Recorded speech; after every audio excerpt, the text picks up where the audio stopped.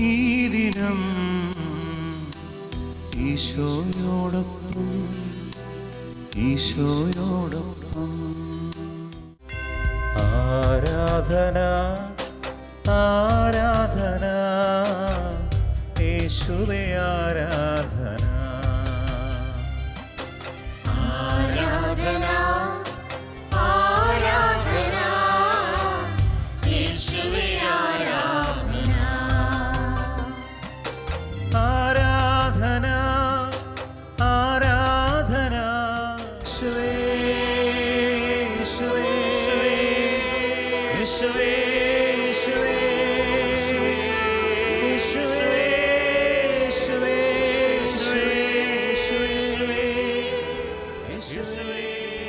ഈ ദിനം ഈശോടൊപ്പം ഈ പ്രഭാത ദീപികാന ആരാധനയിൽ നല്ല ദൈവമേ പങ്കുചേർന്ന് പ്രാർത്ഥിക്കുന്ന ഓരോ ജീവിതത്തെയും ഒരു അനുഗ്രഹമായി മാറ്റണമേ എന്ന് പ്രാർത്ഥിക്കുന്ന സമയം ദൈവികമായി ജ്ഞാനം വെളിപ്പെടാൻ വേണ്ടി ആഗ്രഹിച്ച് പ്രാർത്ഥിക്കുക.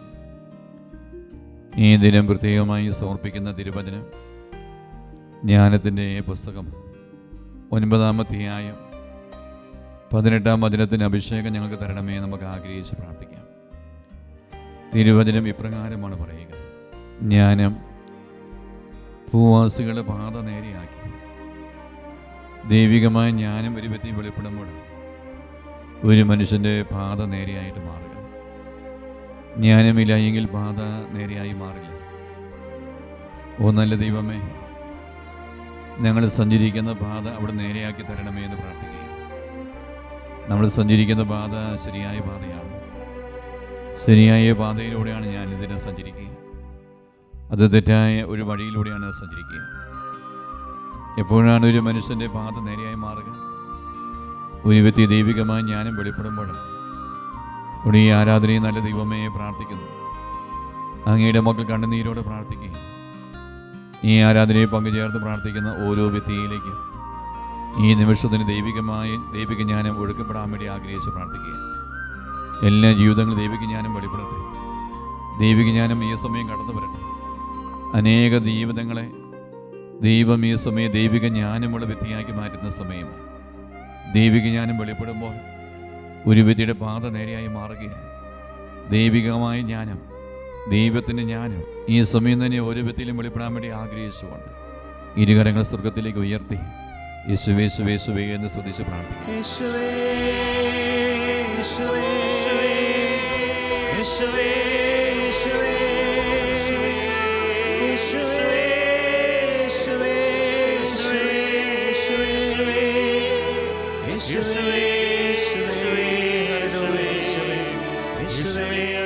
ഈ സമയം ഈശോ തരുന്ന ആശീർവാദം നമ്മൾ സ്വീകരിക്കുകയാണ്. സാധിക്കുന്നവർ മുട്ടുകുത്തി കരങ്ങൾ കൂപ്പി ശിരസ് നമിച്ച് ഈശോ തരുന്ന ആശീർവാദം നമുക്ക് സ്വീകരിക്കാം. ശരീരത്താലും വിലയേറിയ രക്തത്താലും പാപത്തിൻ കരകളിൽ നിന്നും മർത്തിനു നീ മോചനമേകി. സകലേശാ ദിവ്യ കടാക്ഷം തൂകണമേ വത്സല സുതരേ. നിർമ്മലരായി ജീവിച്ചിടുവാൻ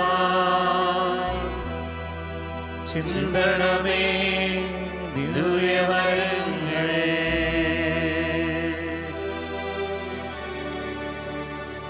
യേശുവേ യേശുവേ യേശുവേ യേശുവേ യേശുവേ യേശുവേ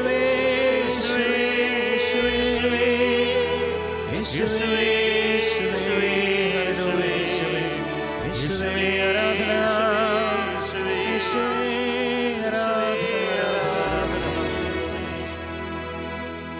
പരിശുദ്ധ പരമമാ ദിവ്യകാരുണ്യമേ എന്നുമെന്നും അങ്ങേക്കാരാധന.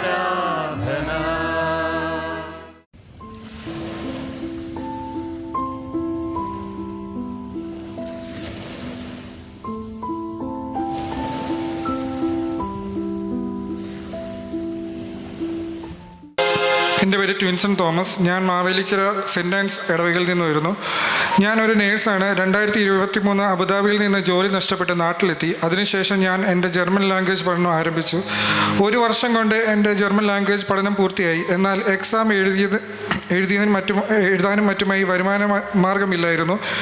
ഒരുപാട് ജോലിക്ക് ശ്രമിച്ചു, എങ്കിലും ഒന്നും ലഭിച്ചില്ല. അപ്പോഴാണ് എൻ്റെ ഒരു ഫ്രണ്ട് വഴി ഞാൻ ഏഴുമുട്ടം താബോർ ധ്യാനകേന്ദ്രത്തെക്കുറിച്ച് അറിയുന്നത്. അങ്ങനെ ഞാൻ 2024 ജനുവരി 7 മുതൽ 12 വരെ നടന്ന ആന്തരിക സൗഖ്യ ധ്യാനത്തിൽ പങ്കെടുക്കുകയും പരിശുദ്ധ താബോർ മാതാവിനോട് മധ്യസ്ഥം തേടി പ്രാർത്ഥിക്കുകയും ചെയ്തു. അച്ഛൻ പ്രാർത്ഥിച്ചതിന് ശേഷം 90 ദിവസം ജപമാല ചൊല്ലുവാനും വെഞ്ചരിച്ച വെള്ളം ഉപയോഗിക്കുവാനും സാക്ഷ്യം പറയണമെന്ന് പറഞ്ഞു. ഞാൻ വിശ്വാസപൂർവ്വം ജപമാല ചൊല്ലി പ്രാർത്ഥിച്ചു. അതുകൂടാതെ 2024 ഫെബ്രുവരി 4 മുതൽ 9 വരെ നടന്ന ആന്തരിക സൗഖ്യ ധ്യാനത്തിൽ പ്രേക്ഷിതനായി പ്രവർത്തിച്ചു. ഇതിൻ്റെ എല്ലാം ഫലമായി 1.5 മാസമായപ്പോൾ എനിക്ക് തിരുവനന്തപുരം എയർപോർട്ടിൽ ഒരു വലിയ എയർലൈൻസിൽ നേഴ്സായി ജോലി ലഭിച്ചു. അതിനുശേഷം ഞാൻ എൻ്റെ ജർമ്മൻ എക്സാം എഴുതാൻ തുടങ്ങി. ആദ്യത്തെ അറ്റംപ്റ്റിൽ 2 മോഡ്യൂൾ കിട്ടുകയും അതിനുശേഷം വീണ്ടും എഴുതിയ എക്സാമിൽ 1 മോഡ്യൂൾ കൂടി ക്ലിയർ ചെയ്യാൻ എനിക്ക് സാധിച്ചു. എന്നാൽ റൈറ്റിംഗ് മോഡ്യൂളിൽ ഞാൻ 17 തവണ എഴുതിയിട്ടും കിട്ടിയില്ല. അങ്ങനെ ഞാൻ വീണ്ടും ശക്തമായ താബോർ മാതാവിനോട് മധ്യസ്ഥം തേടി പ്രാർത്ഥിച്ചുകൊണ്ട് 18ാം തവണ റൈറ്റിംഗ് എക്സാം എഴുതി. ഈ 18ാം തവണ എക്സാം എന്നെ സംബന്ധിച്ചോളം കുറച്ച് വെല്ലുവിളി നിറഞ്ഞതായിരുന്നു. അതിൻ്റെ ലാസ്റ്റ് ചാൻസ് ആയിരുന്നു. ഞാൻ ചേർന്ന പ്രോഗ്രാം ഈ 18ാമത്തെ തവണ ഞാൻ എഴുതിയെടുത്തില്ലെന്നുണ്ടെങ്കിൽ ഞാൻ ഔട്ടാകുമായിരുന്നു. ഞാൻ താബോർ മാതാവിൻ്റെ ശക്തമായ മധ്യസ്ഥയിൽ 18ാം തവണ എഴുതി റൈറ്റിംഗ് എക്സാം ക്ലിയർ ചെയ്യാൻ എനിക്ക് സാധിച്ചു. അങ്ങനെ തടസ്സം കൂടാതെ പ്രോസസ്സിംഗ് പൂർത്തിയായി. 2025 ഒക്ടോബറിൽ എനിക്ക് ജർമ്മനിക്ക് പോകാൻ വിസ ലഭിച്ചു. ഡിസംബർ 2ാം ആഴ്ച ഞാൻ ജർമ്മനിക്ക് പോവുകയാണ്. പരിശുദ്ധ താബോർ മാതാവ് വഴി ഈശോ നൽകിയ അനുഗ്രഹത്തിന് നന്ദി പറയുന്നു. ഈ ദിനം